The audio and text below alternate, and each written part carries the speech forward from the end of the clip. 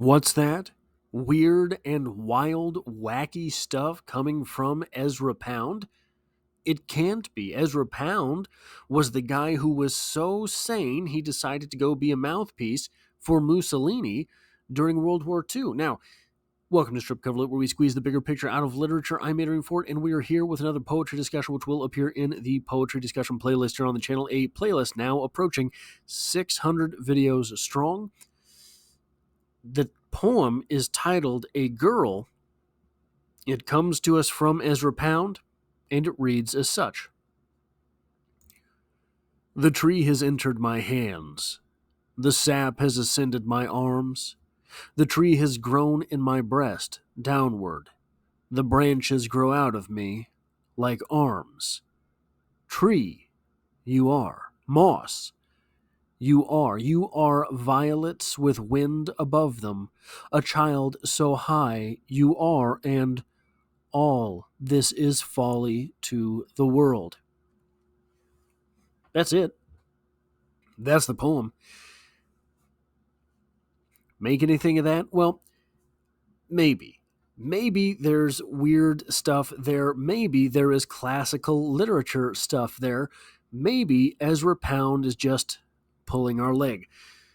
Oftentimes, when this poem is mentioned, when it's discussed in a literary context, there is an ancient Greek myth, a mythology from ancient Greece, however you want to say it, that is called into question. Got this from Wikipedia, the source that is never wrong. Daphne, a figure in Greek mythology, is a naiad, a variety of female nymph associated with fountains, well springs, streams, brooks, and other bodies of fresh water. There are several versions of this myth in which she appears, but in the general narrative found in Greco-Roman mythology is that due to a curse made by the fierce wrath of the god Cupid, son of Venus, on the god Apollo, she became the unwilling object of the infatuation of Apollo, who chased her against her wishes. Just before being kissed by him, Daphne invoked her river god father, who transformed her into a laurel tree, thus foiling Apollo. Now, I say that in context because I don't see any reason to believe that's what this poem is about. There is a woman transforming into a tree. Okay, that's true. I guess I get it. I see zero other reason for this to be connected. The so the poem is really broken up into two verses, but it appears to have two separate points of view broken by verse. Is that too bright? What are we doing here? There we go. The tree has entered my hands, the sap has ascended my arms. The tree has grown in my breast, downward. The branches grow out of me like arms. That's one person. That is the girl. However, if that were the only point of view, there would be zero reason to have the title A Girl in the poem. The second verse, tree you are, moss you are. You are violets with wind above them, a child so high you are. And all this is folly to the world. That is seemingly, almost certainly, spoken by someone else. It is that person, whoever that person is, to whom the poem basically belongs, because the first point of view is not included in our title. The first point of view would not be the first point of view, the first stanza in this poem would not title this poem A Girl. It would title this poem Me. The second verse, the owner of that second verse, whoever is speaking there, very well might title this poem A Girl. But if so, the second speaker in this poem might title this A Girl. However, If the owner of that second stanza were Apollo, the person, so if we go back down to that myth, if Apollo owned that second verse, he would not title the poem A Girl. That is the woman he is madly in love with whom he is madly in love. So neither would Apollo title this poem A Girl. This poem, according to Apollo, would be entitled My Love, My Woman, Daphne, whatever you want to call it. It wouldn't be A, the non-possessive A. The A involved in that title suggests that whoever owns that second paragraph, that second stanza, has no connection to the girl. If you want my opinion, what this poem is about, Ezra Pound was a strange guy. Ezra Pound was the type of guy who wanted to experiment with language in order to instill something without saying it, not in ideas, but things, the objective correlative. All of these ideas are ideas with which Ezra Pound was infatuated. Ezra Pound was also infatuated with the art of haiku. He was infatuated with all sorts of Eastern writing.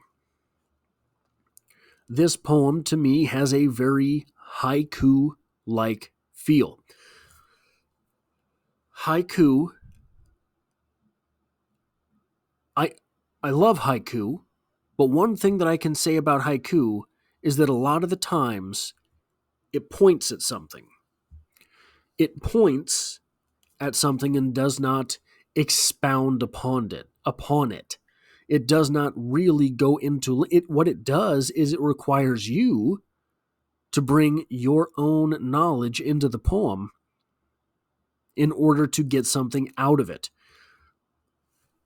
Pardon me. I think that is what Ezra Pound is doing here. My interpretation of this poem is that this is about the girl, whoever the girl is, embracing, this is going to sound hokey, embracing passion. Whatever that passion is, whatever it is which she is impassioned about. It appears to me that what this poem is doing is saying, once you, because there's no fight in that first stanza.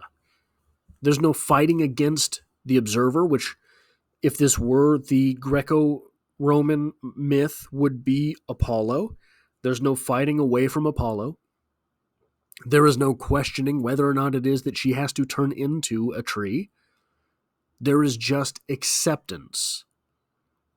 The tree has entered my hands.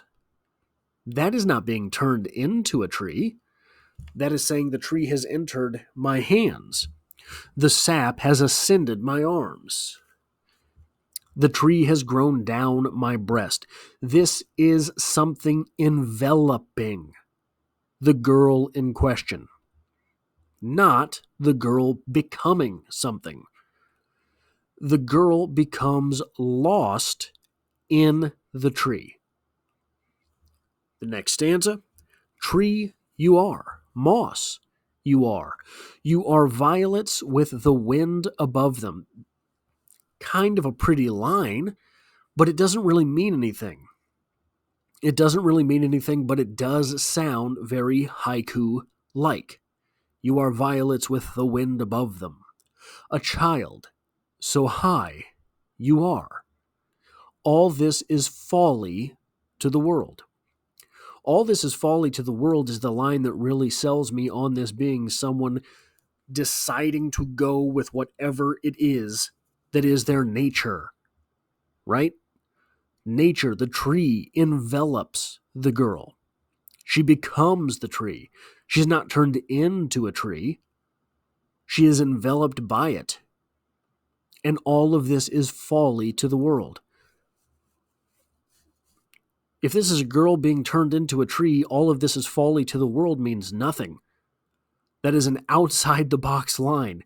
But if this is someone who is going with their passion and deciding this is my nature, this is who I am, this is what I do, almost always that is folly to the world. That is all I have for this poetry discussion. If you like or appreciate what it is that I do here, hitting the like button really does help me out, as it tells YouTube to share this video with other literature lovers. And if you find yourself here by chance but not design, literature is the only thing I talk about on this channel, dropping multiple videos every single week. There's poetry every Monday, and I hope to have you back for the next one.